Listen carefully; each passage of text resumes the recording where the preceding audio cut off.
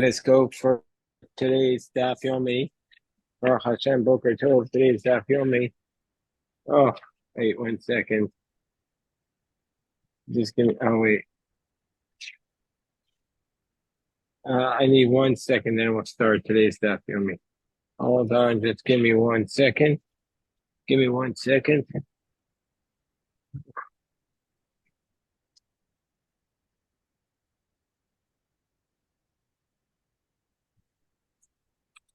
Okay.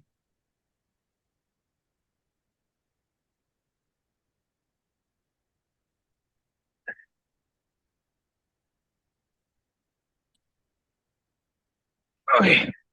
Okay.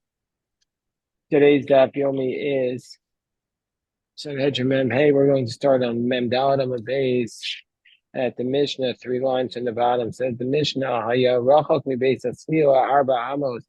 And once the criminal was about to be executed, was 4 amos away, approximately 6 feet away from the stoning place, the execution place. They would take off his garments. The man they would cover from in front, but the woman they would cover her, and we're talking about the genitalia. They would cover her genitalia from the front and the back. This is the position of Rabbi Yehuda.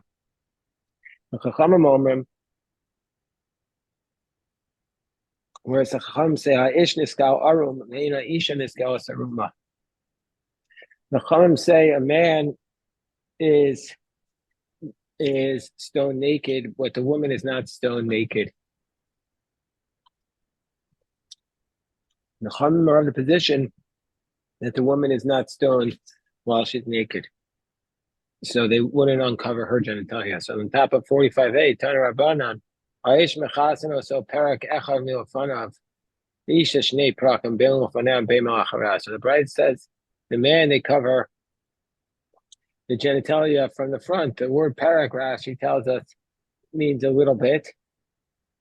So when we do a perak of Gemara, it's a little bit of the Gemara, a little bit of the tractate, or else Rashi says it could mean a piece of garment. So the man, they cover up one piece of garment from in front of him, and the woman, two pieces of garment, both one in front, one in back.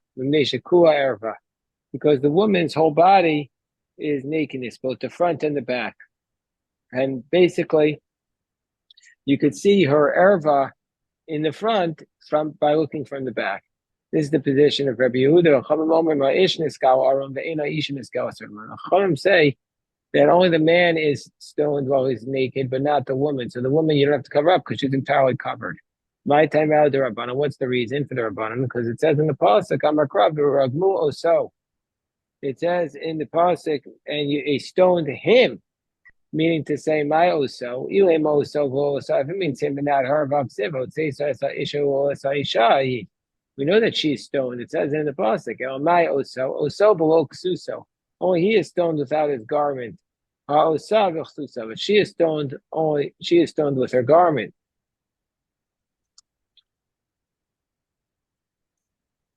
That's the Chacham's logic. And Rabbi Yehuda Omer oso below ksuso. He is stoned without his garment. Oshna ish. The pasuk doesn't distinguish between a man and a woman; they're both stoned without their garments. You mean to say that the rabbis are concerned that what's the reason? It says in Gemara that we don't take off the woman's garments when we stone her because that could lead to improper thoughts. Rabbi Yehuda is not concerned about this, so we could take off her clothes when we stone her. He's not worried you're going to have improper thoughts, because the reason is because you're in the process of killing her, so you're not going to have an improper thought. So the Gemara says, is that really the case? But by a sota, we see the opposite. We learned, in the Mishnah, sota kohen ochez b'vegada. The kohen grabs a hold of her garments. In nikru, nifrimu. The kohen grabs a hold of her garments. If they're torn, they're torn, and if they are ripped, they're ripped. Until her bosom is uncovered. V'soter asara, and he uncovers her hair. So the Chachamim are not worried about here or there. They say uncover her garments. That if she had a attractive, she was an attractive woman, then you wouldn't uncover it because we're worried about hearer. And if her hair was nice, you wouldn't uncover it because again, seems to be worried about hearer. So they reverse their positions. So here by Sota, Rabbi Yehuda says we're worried about hearer, and here Rabbi Yehuda says we're not worried. So the Gemara says, Amarabba, Hasamayutime, what's the reason that by a Sota, Rabbi Yehuda says you don't uncover it? Shema Teitzimi Bezdin Zakai, Vyiskiru Percha Kahuna. We're worried that maybe she'll leave the court of the Sota innocent, and then the Pirchei Kahuna, the young Kohanim, will have a desire for her. And Hacha, Hamitkoa, here we're not worried about her being desired by the Pirchei Kahuna or by the young men who are there because she's being killed. And so therefore there's nobody to desire anymore. If you'll say no, because they'll get aroused by her, so they'll come to look at others.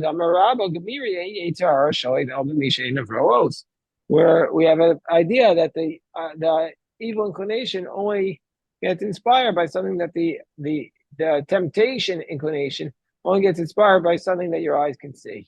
So that's how we say it's not a question, a contradiction of Rabbi Yehuda, because by the Sota, she might go free. And so therefore we have to be worried about her. But by this woman who's being stoned, we're not worried about that. But the Gemara says, the Rabbanah, the Amarava, the Rabbi Yehuda Kasha, the Rabbanah, Kasha. What about the rabbis? Because here the rabbis say we're concerned about her. It seems we don't make her take off her clothes. But by the case of the Sota, we're not. By the case of the Sota, we're not concerned. So the Gemara says, Rabbi Yehuda will kasha against Shamina. And Rabbi Yehuda is not a difficult thing. Like we just drew the distinction between whether she's killed or not. The Rabbana nami lo kasha. Amar krab v'nivasru kol anashim. V'lo sena kezimat chana. So they quite quote the pasuk from Yechezkel. All the women will be rebuked, and they will not do like her licentiousness. Hacha, so that's why the case of the Sota, that's why the rabbis say to uncover her. But in this case, by the case of the woman who's killed, you don't have to worry. That's the greatest rebuke. You don't need to take off her clothes. The greatest rebuke is that, in fact, she's killed. If you want to say do both to her, the rabbis say don't do both because it says in the pasuk, love your neighbor like you love yourself. And what does this mean? We're going to have this twice on the daf. It says, choose for a person a valid death. It means that even though we're killing them, we have to treat them with some dignity. And that's So let's say Rav Nachman, this position of Rav Nachman, whether or not you say means give them a valid death, maybe that's Mechokas Tanaim, because the Chachamim say we don't take off her clothes because whereas Rabbi Yehuda, no, you don't have to choose a valid death. The Gemara says no. So what's the dispute by the case of the executed woman? So the question is, what's a bigger embarrassment, getting killed or having your clothes taken off? So basically, the Chachamim are of the position that it's worse. A person will rather not be embarrassed, even though he's going to get the physical pain in the body. And whereas Rabbi Yehuda says, Rabbi Yehuda says, Mar Savar, Nicha de Gufe Adif mi bizyone, that a person prefers not to feel the pain on his body, even though it's going to cause him to be embarrassed. And so therefore that's a distinction between them. So therefore the Rabbanan are of the position that we should not take off her clothes, because we have to choose for a better death. And so therefore Bizyoni de Inish Adifa, she'd rather not get embarrassed. And so therefore, even though she's going to even though she's going to, even though it's going to be more painful. And so therefore, therefore that's a Chacham's position. It's going to take longer. Whereas the Rabbi Yehuda position that she'd rather die quicker. And so therefore he doesn't want to have pain on his body, even though the matter is not going to cause him, even though the matter will cause her embarrassment. So that's the dispute. So now we come up to the next Mishnah. The next Mishnah tells us about the actual stone place where you were stoned. So the Beis Haskila, the execution place, Beis Haskila, Hayagavoa Shtei Komos, the execution place was 2 stories high, Hayagavoa Shtei Komos, and they would take him up 2 stories high, and then they would throw him down to the ground. One of the witnesses would push him almost not on his side, if he fell onto his front, then they would turn him onto his side. And if he died from that push, he would be, then they fulfilled their obligation. If he didn't die, and the second one takes a stone, puts it on his heart, and basically it kills him with it. If he dies from it, it's good. More so, all of Israel executes him. And it says, the hands of the Edim should be on him at the beginning. So to kill him. And after that, all of the people. Tana, so we learned in the Tosefta, these 2 stories, V'koma Shalo. In addition to that, we had the man's own height as well, Arekan Shlosha. So that's going to be 3 stories high. And so that we know is going to be three amos. We have each person is approximately 3 amos. And so that's 3 times 3. So that's 9 amos high. An amma is between 1.5 and 2 feet. So we're talking about maximum of 18 feet high that we're taking him. So we say, we really need to bring him up so high in order to kill him. But didn't we learn, we have a contradiction. Sarah, we learned, it says just like a pit, it says in Bava Kama, it says Ma bor,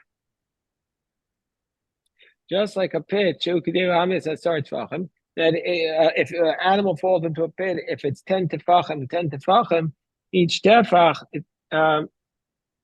is between 3 to 4 inches, so it's much smaller than an amma. So ma bor shu kedei amis is a star tefachim. I've called kedei amis is a star tefachim. Anything that will kill is only 10 tefachim. So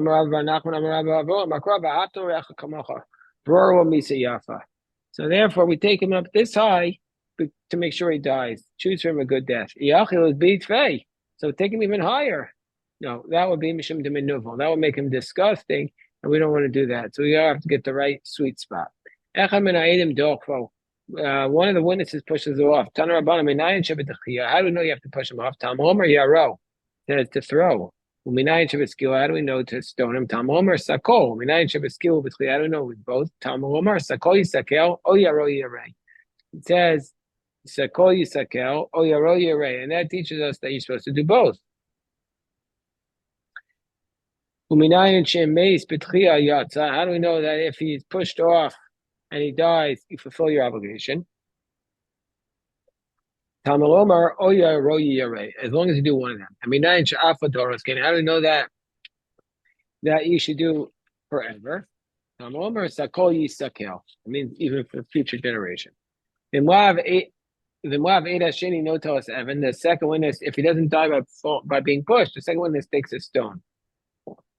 No tell. Is he really supposed to take a stone and stone the person? But we said, Vatanya Rabbi Shimon ben Elazar Omer, Evan Isa Sham Masoi Shnei Bnei Adam. They had a stone there that was required for 2 men to pick up. And no tlav and no snaliba, they would pick it up and place it on his heart. And Meis Ba Yatza. If he died from it, he fulfilled your obligation. Well, Tameach, the Gemara says, well, according to you, Tikshuach, Higufa. So, meaning to say, what's the question? That there was already a stone there. So, what do you say? He takes a stone. He has the stone there. Evan Haisasham. And both people had to pick it up. So the Gemara says, well, according to your question, the question itself, Adam, no Tlavinos Nalibo. But it says, how could it be that it's something that two people have to pick up? It says no Tlavinos Nalibo. It says the second witness himself picks up and places it on our star, which means not from two people, it's one person. Right? So it means he picks it up with his friend, and then one guy throws it down, so that when he throws it down, it will be with a good force, because two people can't throw something only forcefully, only one. And otherwise, the people stone him if that stone doesn't kill him. But so but we said it never happened that way. He never had to require a second stone. So the Gemara says, Mika Amina da Avid. We didn't say he did it, but we're saying the Matra Kamina, if he needs to do what he does. Amar Mar Evan I said there was a stone there from the time that they used to keep there. It's in the Brisa, Evan I Sham, Masa Shnei B'nei Adam. So we analyze this Brisa now. There was a stone there. Vatanya Achas Evan Shenisko, Bava Achas Eight Shenitlo, Achas Saif Shemerag, Achas Suder Shenchanak, Kuan Nit Barnimo. We say all these utensils that they used to kill the person, the stone, the tree, the gallows, the sword, or the scarf that he strangled him with, they're all buried with him. The Gemara says, no,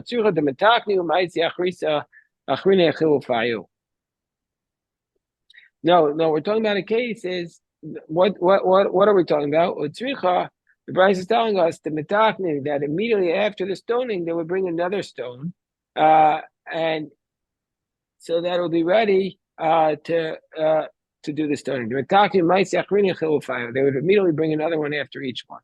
So then it says that they were nikbar and imo, that they were buried with him. We have a bride that says they weren't buried with him. So no, it was buried in his area, but not directly with him.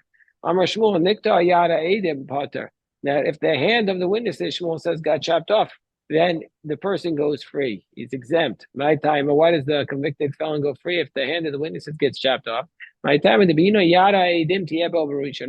says we need the hand of the witnesses to be upon him first. And now, if his hand is chopped off, he can't fulfill that pasuk. Gemara says, well, if that's the case, Gidman to me karach and Ami the pasuk. Well, if that's the case, if a man's hand was chopped off, he should be a disqualified witness, and we know that's not the case. So we don't say that. So it says Shani also, no, this case is different. Amar Kra, Yada Idim means the hand of the witnesses, Shahai Sakfar, the hand that was there at the time of the testimony needs to be able to push him off. Meisvei, but we have a problem with this contradiction. It's called Makom Sheyidu Shnaim. Yomer Maidin Anolish Pony Shenig Martino Bezdin, Pony Edev, Hareze Yahareg. So it says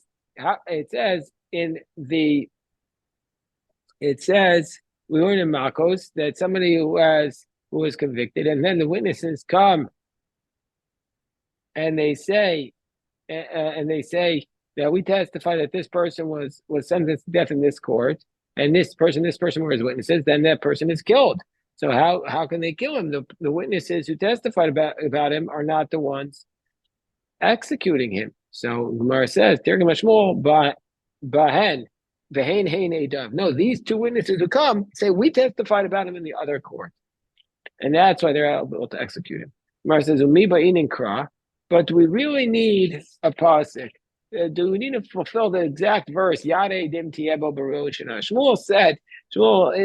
introduced the law that since it says that the pasuk says he says if you can't fulfill the pasuk exactly the way it's written, then they go free. Do we really require that? Do we really need to fulfill the pasuk exactly as it's written? It says the one who struck him shall die. He's a murderer. I only know that you have to kill the murderer with the death that is written by him, i.e., with the saif, with the sword. But I don't know if you can kill him in that manner. So that you kill him in any way you can. So it says if you can't kill him with saif, you kill him anyway. So we see it's not exactly like the pasuk says. Gemara says, no, Shani also in that case is different. Amakra, most you must. The actual language of you must teaches that however you can kill him, you kill him. You don't have to fill it exactly. Well, why don't we learn from there to here also? And it doesn't have to be the actual hand of the witnesses. The Gemara says, Mishum Dave Ritzech v'Kol Adam, Shnei Ksuvin Aban Kecha, because the murderer and the also the blood avenger, we learn this law by the person who's the murderer and also by the blood avenger, and they both teach it by this pasuk that you have this leeway, and that's an example of where the Torah says something twice. It's called Shnei Ksuvin Aban Kecha, two verses that say to teach the same idea. And we have a principle called whenever there's two principles that teach the same idea, we don't derive anything from it because we're going to say that that's the reason why the Torah has to write it twice to tell us it's just these two places and no other places. How do we know this? We just said the case of the murderer because it's most you must. And so even if you can't execute him in the proper way, in the expected way, you could do it in a different way. And go Adam. What about the blood avenger? The Tanya go Adam that the blood avenger shall kill the murderer, the person who killed his relative. Mitzvah go Adam. It's a mitzvah for the blood avenger to do it. I don't know if there's no blood avenger. The court appoints a blood avenger. It says b'pigo bo, which means mikol makom that the court appoints a blood avenger. Don't we need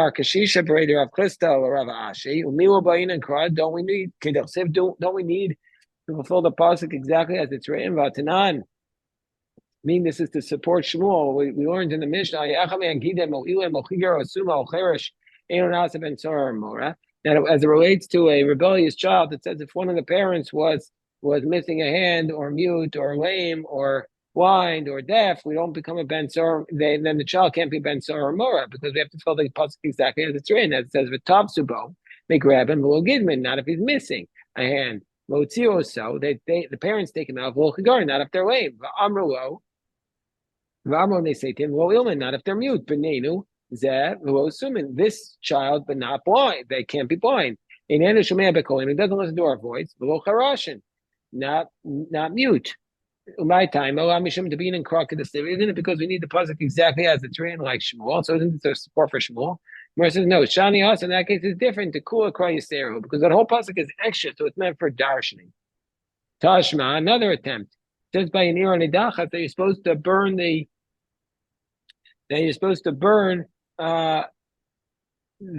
booty in the middle of the square in the rachov. Ein la rachov, and so it says in the Bryce, if there's no square in the middle of the town, then enas isla irin dachas. You don't make it it doesn't become this city that's destroyed. You have to make the rachov for it. So they both say you need an exact fulfillment of the verse. They're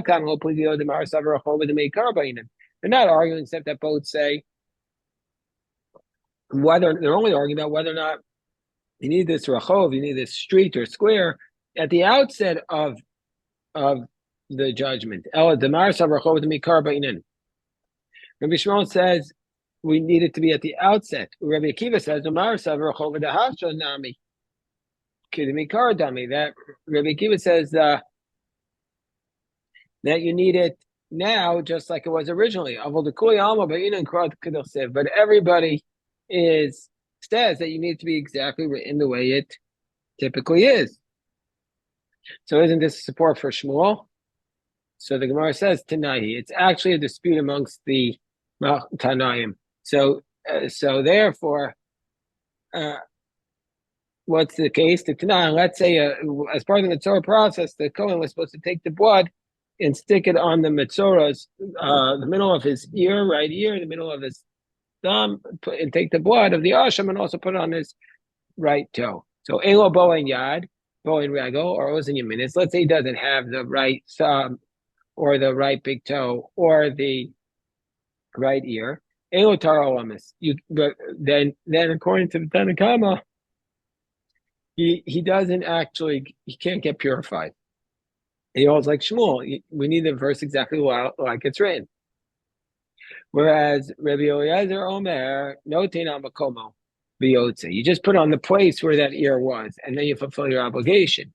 And Rabbi Shimon Omer, no teina smo biyotze. You put on his left hand, you put it on his left hand, and that's sufficient. And so therefore, we see from here that both Rabbi Lezer and Rabbi Shimon don't say you need to fulfill the pasuk exactly as it's written. And so Shmuel is holding like the Tanakama. Okay, so we'll stop here for today's Daf Yomi. We'll say, Rabbi Yosef will say to you, Simcha Lim Kefraim Kanasha Yivrach